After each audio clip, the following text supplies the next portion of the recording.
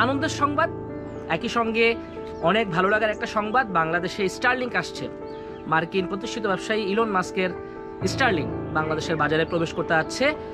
Doctor ইউনূসের সঙ্গে Elon মাস্কের দারুণ একটা যোগাযোগ হয়েছে এবং মিটিং হয়েছে। সেই মিটিংটা ফলপ্রসূ হয়েছে। একে অপরকে সামাজিক যোগাযোগ মাধ্যম এক্সে শুভেচ্ছা জানিয়েছেন। বাংলাদেশে কাজ করতে আগ্রহী ইলন মাস্ক এবং খুব দ্রুতই তিনি আসলে তার কাজ শুরু করতে পারবেন। আসলে স্টারলিংকটা কি, স্টারলিংকটা নিয়ে কেন এত মানুষের আগ্রহ সবার জানার কথা। বর্তমানে আপনি আপনার বাসায় যে ইন্টারনেট ব্যবহার করছেন সেটা হচ্ছে তারের ইন্টারনেট, অর্থাৎ ব্রডব্যান্ড ইন্টারনেট, সাবমেরিন কেবলের সঙ্গে আসলে যুক্ত, এবং সেই ইন্টারনেট আসলে আপনি মোবাইলের মাধ্যমে কিনে আনছেন অথবা আপনার আইএসপি যে সংযোগ, সেই সংযোগের মাধ্যমে আপনার ঘরে আনছেন এবং ব্যবহার করছেন। আর স্টারলিংকটা কি, এটা কোনো দুর্যোগ মানবে না, এটা কোনো কিছু মানবে না। এটা হচ্ছে একেবারে স্যাটেলাইট থেকে আসা ইন্টারনেট, এবং এই স্যাটেলাইট প্রায় 6000 স্যাটেলাইট কিন্তু মহাকাশে আছে।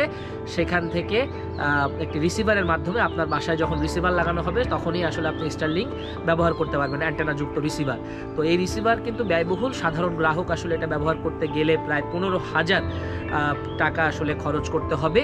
তবে আপনি আসলে ব্যান্ডউইথটা খুব ভালো পাবেন। এখানে আসলে কি বলা হচ্ছে, আসলে স্টারলিংকের যেই ব্যাপারটা সেটা হচ্ছে স্টারলিংকের ডাউনলোডের যে গতি, সেই গতি 25 থেকে 220 MBPS, এবং বেশিরভাগ ব্যবহারকারী 100 MBPS এর বেশি গতি পান।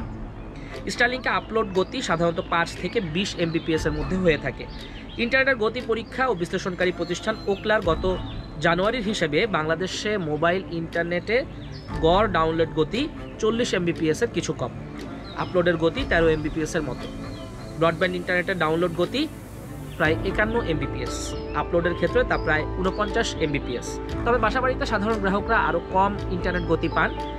গ্রামের অনেক জায়গায় তো ইন্টারনেট সংযোগ বলবো যে খুবই কঠিন পাওয়া, কারণ সেখানে আসলে ব্যবহারকারীর সংখ্যা কম, যে কারণে আসলে প্রত্যন্ত অঞ্চলে ইন্টারনেট সংযোগ দিতে পারেন না আসলে প্রোভাইডাররা। স্টারলিংক ওয়েবসাইটে বলা আছে বাসাবাড়িতে তাদের সেবা নিতে কিছু সরঞ্জাম কিনতে হবে। সেখানে থাকে একটি রিসিভার বা অ্যান্টেনা, কিক স্ট্যান্ড, রাউটার, তার ও বিদ্যুৎ সরবরাহের ব্যবস্থা বা পাওয়ার সাপ্লাই।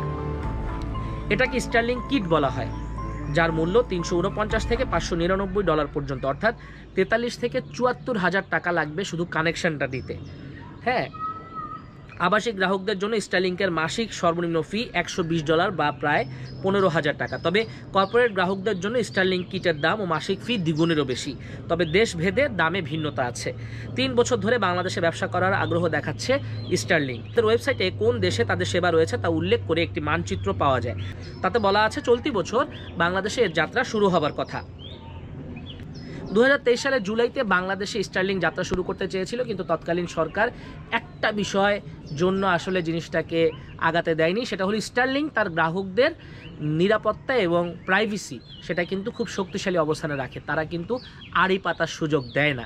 বাংলাদেশ সরকার চেয়েছিল যে সরকার চাইলে যে কোনো ব্যক্তির সংযোগে আড়ি পাততে পারবে, এই সুবিধাটা রেখে বাংলাদেশে স্টারলিংক আনতে চেয়েছিল, কিন্তু সেই সময় আসলে স্টারলিংক সেটাতে রাজি হয়নি, এবং রাজি না হওয়াতে আসলে তারা তাদের কার্যক্রম শুরু করতে পারেনি। এখন বাংলাদেশে স্টারলিংক আসছে, ইউনূস সরকার কি আসলে আড়ি পাতার সুযোগে ছাড় দিয়েই কি তাদেরকে আসলে প্রবেশ করতে ইচ্ছে, এই বিষয়টা এখনও খোলাসা করেনি স্টারলিংক।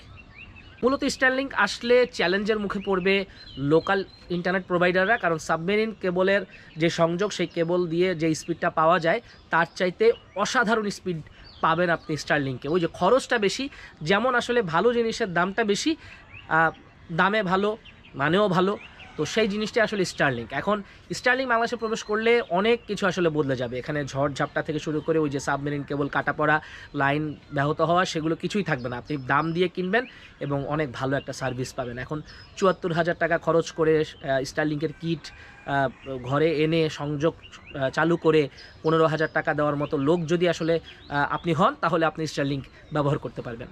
কমেন্ট করে জানিয়ে দিতে পারেন আপনার মতামত, ভিডিওটা ছড়িয়ে দিলে উপকৃত হব।